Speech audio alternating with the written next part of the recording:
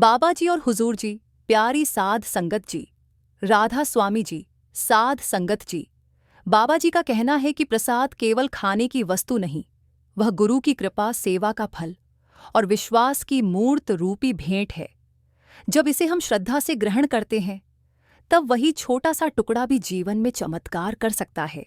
भक्ति का सार सादगी में है, सेवा में है और प्रसाद के माध्यम से गुरु से जुड़ने में है। इस वीडियो में इसी बात पर आधारित एक सच्ची घटना का जिक्र है, इसीलिए वीडियो को पूरा जरूर सुनना। साध संगत जी, हमारे आप सबसे एक विनती है कि कमेंट में राधा स्वामी जी और साथ साथ अपने शहर का नाम भी जरूर लिखें, जिससे हम जान सके कि बाबा जी का सत्संग और साखी कहाँ से सुनी जा रही है।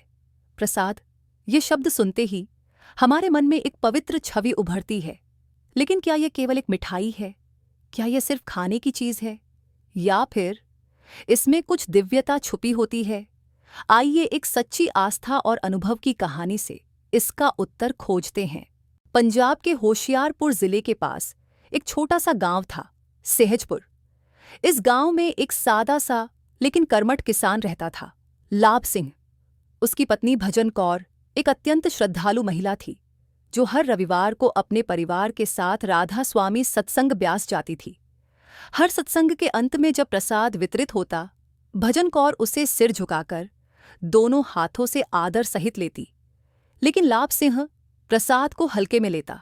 वह अक्सर कहता, ये गुड़ सौंफ या थोड़ी सी खीर क्या देगी मुझे, मेहनत का खाना ही असली होता है।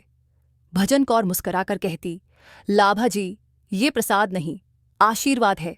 इसमें भाव जुड़ा होता है, गुरु की कृपा होती है। पर लाभ सिंह ठेठ पंजाबी किसान था, सीधा पर कुछ कठोर। एक रविवार सत्संग में विशेष कार्यक्रम था। संत ब्यास से विशेष रूप से आए थे। बहुत भीड़ थी। प्रसाद में उस दिन सूखी खीर दी जा रही थी। लाभ सिंह उस दिन जबरदस्ती भजन कौर द्वारा सत्संग में लाया गया। संत बोले, प्रसाद केवल खाने की वस्तु नहीं, ये तुम्हारी सेवा, तुम्हारे समर्पण, तुम्हारे प्रेम और आस्था का प्रतीक है। जैसे एक बीज में पूरा वटवृक्ष छिपा होता है, वैसे ही प्रसाद में अनंत कृपा छिपी होती है, परंतु इसे अनुभव करने के लिए श्रद्धा चाहिए। लाभ सिंह थोड़े असहज हो गए। उन्होंने पहली बार ध्यान से संत की बातें सुनी। 1 महीने के भीतर लाभ सिंह के खेतों पर सूखा पड़ गया, बोरवेल सूख गया, बैल बीमार पड़ गए, बैंक का कर्ज बढ़ गया। अब वहीं लाभ सिंह, जो सत्संग को व्यर्थ समझता था, चिंता में घिरा हुआ था। एक दिन भजन कौर ने उसे कहा, आप सेवा करने चलिए, शायद वहां से रास्ता खुले। और दोनों सत्संग केंद्र की सेवा में जुट गए। लाभ सिंह ने जूते संभाले, सफाई की और पानी पिलाया। काम करते करते उसने देखा कि एक बालक हर रविवार सबसे अंत में आता और बचा हुआ प्रसाद भी बहुत प्रेम से लेता है। उसे जिज्ञासा हुई। उसने पूछा, तू क्यों ऐसा करता है? बालक ने कहा, माँ कहती है कि जब प्रसाद श्रद्धा से लेते हैं तो वह छोटी चीज भी बड़ी मदद कर सकती है। एक दिन सेवा के बाद लाभ सिंह को बचा हुआ प्रसाद मिला, 2 बूंद खीर और थोड़ी सौंफ। थका हुआ था, लेकिन उस दिन वह प्रसाद लेकर आंख बंद कर बैठ गया। अंदर से एक आवाज आई, बेटा, तूने प्रसाद को पहचाना नहीं। ये पदार्थ नहीं, अनुभव है। इसमें तुम्हारा ही मन प्रतिबिंबित होता है। इसे पवित्र मान, श्रद्धा से ग्रहण कर और देख जीवन कैसे बदलता है। उस दिन के बाद से लाभ सिंह ने प्रसाद को केवल हाथों से नहीं, दिल से ग्रहण करना शुरू किया। अब लाभ सिंह का जीवन बदल गया। वह नियमित सेवा करता, सत्संग सुनता और घर में हमेशा प्रसाद पहले भगवान को अर्पित करता। एक दिन एक सेठ सत्संग में आया और लाभ सिंह की सेवा देखकर उसे एक कृषि प्रबंधक की नौकरी दे दी। वेतन भी अच्छा, सम्मान भी। उसका जीवन आर्थिक रूप से भी सुधर गया। गांव के लोग कहने लगे, ये तो अब सच्चे भक्त बन गए हैं। जब लाभ सिंह वृद्ध हो गए तो उन्होंने अपने पोते को गोद में बैठाकर कहा, बेटा, प्रसाद में मिठास से ज्यादा विश्वास होता है। जो इसे खाने की वस्तु मानता है वह सिर्फ स्वाद पाता है, लेकिन जो इसे भक्ति मानता है वह जीवन में आनंद पाता है। प्रसाद वह माध्यम है जिसके द्वारा गुरु हमसे प्रेम करता है। उसमें पदार्थ नहीं, भावना है। वह तुम्हें कुछ देता नहीं, तुम्हें खुद से जोड़ता है। प्रसाद वो पुल है गुरु और भक्त के बीच। उसे हल्के में लेना, उस प्रेम को ठुकराना है। इस कहानी से हमें यह शिक्षा मिलती है कि प्रसाद को छोटा मत समझो। सेवा करने से चमत्कार होते हैं। गुरु की वाणी में शक्ति होती है। सच्चे भाव से दिया गया कुछ भी प्रसाद बन सकता है। प्रसाद में वो शक्ति है जो करोड़ों रुपयों में नहीं, केवल श्रद्धा में मिलती है। बाबा जी और हुजूर जी की प्यारी साध संगत जी, राधा स्वामी जी। संगत जी, हमारे आप सबसे एक विनती है कि कमेंट में राधा स्वामी और साथ साथ अपने शहर का नाम भी जरूर लिखें, जिससे हम जान सके कि बाबा जी का सत्संग और साखी कहाँ से सुनी जा रही है। इस वीडियो में एक सच्ची घटना का जिक्र है जो महान हस्ती ज्ञानी अरुण सिंह जी के द्वारा सुनाई गई थी कि जो हमें प्रसाद सद्गुरु की तरफ से प्राप्त होता है, उसे प्रसाद को खाने के हकदार केवल हम ही नहीं बल्कि कुछ और लोग भी हैं। जरा विचार करके देखें, जिन घरवालों ने हमें सेवा करने के लिए भेजा है, वह हमारे घरवाले भी इस प्रसाद के उतने ही हकदार हैं जितना कि हम, क्योंकि उन घरवालों ने हमारे हिस्से का काम किया और हमें घर के कामों से फ्री किया। इसीलिए तो हम सेवा करने आए हैं। प्रसाद हम चाहे मुट्ठी भर खाएं या फिर प्रसाद का एक कतरा भी खा ले, प्रसाद उतना ही काम करता है। आइए अब हम उस घटना जो कि ज्ञानी अरुण सिंह जी के द्वारा सुनाई गई थी को सुनते हैं। गुरु हरगोविंद सिंह साहिब छठी पातशाही सत्संग फरमा रहे थे। सत्संग करते समय एक कलंदर अपने भालू लेकर सत्संग के सामने से गुजरा तो कलंदर पर गुरु साहिब जी की नजर पड़ी। गुरु साहिब जी तो अकाल दृष्टि वाले थे। उस कलंदर के आगे और पीछे के सारे हाल वह जान गए। इसी समय उन्होंने अपने साथ जो पाठ पढ़ रहे सहपाठी थे उनको रोका और उन्होंने उसको कहा, पता है जो कलंदर भालू लेकर जा रहा है वह भालू तेरा कौन है? वह तेरा पिता है। पाठी यह सुनकर हैरान हो गया कि वह मेरा पिता कैसे हो सकता है। पाठी गुरुजी से बोले कि गुरुजी, आप तो झूठ बोलते नहीं, पर यह कैसे हो सकता है, तो आप ही बताएं। गुरु साहिब जी ने सत्संग बंद करके उसे कलंदर को अपने पास बुलाया और पाठी को प्रसाद लाने के लिए बोला। गुरु साहिब जी ने उस प्रसाद के ऊपर अपनी दृष्टि डाली और उसे भालू को खिला दिया। जैसे ही भालू ने प्रसाद खाया, भालू ने अपना चोला छोड़ दिया। जब भालू मर गया, तब जो उसका मालिक था कलंदर, वह रोने लगा और गुरुजी से कहने लगा कि पता नहीं आपने मेरे भालू को क्या खिला दिया जिससे मेरा भालू मर गया। तब गुरु हरगोबिंद सिंह जी ने उसे कलंदर से पूछा कि तुम्हारा भालू कितनी कीमत का था। उस कलंदर ने अपने भालू की कीमत गुरुजी को बताई और उतने पैसे लेकर वह कलंदर वहां से चला गया। इस पर सहपाठी ने गुरुजी से पूछा कि गुरुजी, मेरे पिताजी तो श्री गुरु अर्जन देव जी के साथ पाठ किया करते थे। मेरे पिताजी तो अर्जन देव जी के बहुत बड़े भक्त थे और उन्होंने तो नाम दान भी लिया हुआ था। वह भालू की योनि में कैसे आ सकते हैं? पाठी बोला, गुरुजी, आप कृपा करके मुझे यह बताएं कि मेरे पिताजी ऐसे भालू की योनि में कैसे आ सकते हैं। तब गुरुजी ने बताया कि बात उसे समय की है, जब 5वीं पातशाही गुरु अर्जन देव जी का दीवान सजा हुआ था। जब वहां पर सत्संग समाप्त हो गया, वहां पर तुम्हारे पिताजी प्रसाद बांटने का कार्य कर रहे थे। इस समय पर कुछ गाड़ी वाले जो गाड़ियों के ऊपर सामान लादकर सामने से गुजर रहे थे, वह भी जब सत्संग समाप्त हो गया तो प्रसाद लेने के लिए रुक गए। वह गाड़ी वाले बहुत दूर से चलकर आ रहे थे। उसे समय सड़कें बहुत कच्ची होती थी। उनके ऊपर बहुत सारी मिट्टी लगी हुई थी।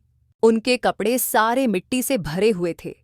उन गाड़ी वालों ने तुम्हारे पिताजी से प्रसाद मांगा और अपने हाथ आगे कर दिए। तब तुम्हारे पिताजी ने बड़े क्रोध से उन्हें पीछे हटने के लिए बोला और कहा, एक लाइन में खड़े रहो। उन गाड़ी वालों ने फिर से तुम्हारे पिताजी से बोला, बाबा जी, हमें प्रसाद दे दीजिए, नहीं तो हमारी गाड़ियां आगे चली जाएगी। तब तुम्हारे पिताजी ने फिर से उन्हें क्रोध से डांट दिया और बोला कि अगर प्रसाद बच गया तो मैं तुम्हें दे दूंगा। अपनी लाइन में खड़े रहो। उन गाड़ी वालों ने अपनी गाड़ियां थोड़ी दूर पर खड़ी कर रखी थी। वह कभी अपनी गाड़ियों को देखते और कभी वह तुम्हारे पिताजी की तरफ देखते। उन्होंने फिर से तीसरी बार तुम्हारे पिताजी से प्रसाद मांगा। तब तुम्हारे पिताजी ने उन्हें बहुत क्रोध से बोले, खड़े रहो, भालू कहीं के।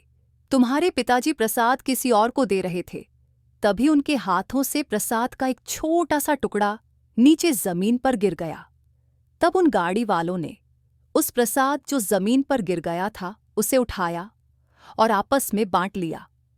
उन गाड़ी वालों ने प्रसाद खाकर मालिक का शुक्र किया और तुम्हारे पिताजी को बोला कि हम भालू नहीं, भालू होएगा तू। इतना बोलकर वह गाड़ी वाले वहां से चले गए। वह गाड़ी वाले मालिक के प्रेमी थे। उन गाड़ी वालों का श्राप ही तुम्हारे पिताजी को लगा, इसीलिए तुम्हारे पिताजी को अगले जन्म में भालू की योनि में आना पड़ा। अब उनका उद्धार भी इसी ही प्रसाद से होना था। तो गुरु प्यारी साध संगत जी, इस प्रसाद की जो महत्वता होती है वह इतनी होती है कि चाहे हम मुट्ठी भर खा ले या फिर हमें एक तिनका मात्र ही मिल जाए, प्रसाद उतना ही काम करता है। अब कुछ विचार करके देखें, जो प्रसाद हमें अपने गुरु की तरफ से प्राप्त होता है उसे पाकर हमें उदार चित्त होना चाहिए। इस पर ज्ञानी जी हमें बताते हैं कि जो प्रसाद हमें बाबा जी की तरफ से मिलता है उसे पर बाबा जी की दृष्टि पड़ी होती है। वह प्रसाद हम अपने घरों में रखते हैं और जब हमारे घरों में कोई अच्छा काम होता है तो वह प्रसाद खाकर हम अपने कामों की शुरुआत करते हैं। संगत जी, जब कोई प्रेमी इस जहां को छोड़कर चला जाता है या फिर अपना चोला त्याग देता है, उस टाइम पर भी हम वह प्रसाद उसके मुंह में थोड़ा सा डाल देते हैं, जिससे वह अगले सफर पर निकल जाता है। प्रसाद को ग्रहण करने से भक्तों की शुद्धता, मानसिक शांति और ईश्वर से जुड़ाव की अनुभूति होती। प्रसाद का भाव यह है कि यह सिर्फ एक खाना ही नहीं है, यह आस्था, प्रेम और समर्पण का प्रतीक है। इसे ग्रहण करना भगवान से जुड़ने जैसा अनुभव होता है। अगली साखी शुरू करने से पहले संगत से हाथ जोड़कर विनती करते हैं कि हमारे चैनल गुरु की वाणी को सब्सक्राइब करके हमें सपोर्ट करें और कमेंट में राधा स्वामी जरूर लिखें। आइए अब अपने वीडियो में आगे बढ़ते हैं और बाबा जी की एक और बड़ी ही प्रेरणादायक बात को सुनते हैं। जब बाबा जी ने अपने ही एक सेवादार की बेटी की कुंडली पढ़ी थी, ये घटना हुजूर महाराज जी के समय की है। ये 1960 के आसपास की बात है और उस समय संगत बहुत ज्यादा नहीं होती थी, इसलिए हुजूर जी संगत से रूबरू हो जाया करते थे। उस समय डेरे में खुशवंत सिंह नाम का एक सत्संगी सेवादार था, जिसकी परमार्थ और हुजूर की शिक्षाओं के प्रति गहरी श्रद्धा और लगन थी। वह हर छोटा बड़ा काम हुजूर से पूछकर ही करता था। बिना हुजूर का आशीर्वाद लिए और हुजूर की सलाह के बिना वह कोई निर्णय नहीं लेता था। हुजूर का हुक्म उसके लिए पत्थर की लकीर होता था। उसी दिन हुजूर सत्संग फरमा रहे थे और संगत की भारी भीड़ उनका सत्संग सुन रही थी और उनके दर्शन के लिए इंतजार कर रही थी। खुशवंत सिंह और उसकी पत्नी भी उसी भीड़ में जाकर बैठ गए ताकि वे भी सद्गुरु का सत्संग सुन सकें और सद्गुरु के दर्शन कर सके और उनका आशीर्वाद प्राप्त कर सके। कुछ देर बाद जब हुजूर ने सत्संग फरमा दिया तो खुशवंत सिंह और उसकी पत्नी ने दोनों हाथ जोड़कर संगत को प्रणाम किया और प्रेमपूर्वक संगत के बीच बैठ गए। उसके बाद हुजूर ने संगत के सवालों के जवाब देने शुरू किए। वहां पर उपस्थित संगत अपने अपने प्रश्न सद्गुरु के समक्ष रख रही थी। कुछ लोग अपने कारोबार और दुनियावी समस्याओं के बारे में पूछ रहे थे, जबकि कुछ भक्त रूहानियत और भजन सिमरण के मार्ग पर प्रश्न कर रहे थे। संत महात्माओं को दुनियावी बातों में कोई रुचि नहीं होती, इसलिए जो लोग रूहानियत के विषय में पूछ रहे थे, सद्गुरु उनके प्रश्नों का बड़े ही प्रेम और सहजता से उत्तर दे रहे थे। इसी बीच खुशवंत सिंह की पत्नी ने सद्गुरु से अपनी बेटी की शादी के लिए शुभ मुहूर्त के बारे में पूछ लिया। यह सुनकर खुशवंत सिंह भीतर ही भीतर असहज हो गया, क्योंकि वह जानता था कि सद्गुरु तो हमें सांसारिक बंधनों और धार्मिक आडंबरों से मुक्त करने का मार्ग दिखाते हैं। फिर भी उसकी पत्नी का इस तरह से शुभ मुहूर्त पूछना उसे गलत लग रहा था। खुशवंत सिंह को यह डर था कि कहीं सद्गुरु इस प्रश्न पर नाराज न हो जाए। पहले खुशवंत सिंह की पत्नी ने खुशवंत सिंह को अपनी बेटी की कुंडली हुजूर को दिखाने के लिए कहा था, लेकिन खुशवंत सिंह ऐसा कर न सका, तो उसकी पत्नी हिम्मत करके आगे बढ़ी और सद्गुरु से हाथ जोड़कर बोली हे सच्चे पादशाह, हमारी बेटी की शादी तय हो गई है। लड़के वालों ने हमसे शादी की तारीख तय करने के लिए कहा है। हम इसी बात को लेकर परेशान हैं कि कौन सा दिन शुभ रहेगा। उसकी बात सुनकर बाबा जी पहले हल्के से मुस्कुराए और फिर बोले, बेटा, आप अपनी बेटी की जंतरी दिखाओ। यह सुनकर वहां बैठी संगत आश्चर्य में पड़ गई। सभी सोचने लगे कि बाबा जी तो हमें इन बातों से ऊपर उठने की सीख देते हैं, फिर अब आप खुद ही जंतरी देखने को क्यों कह रहे हैं।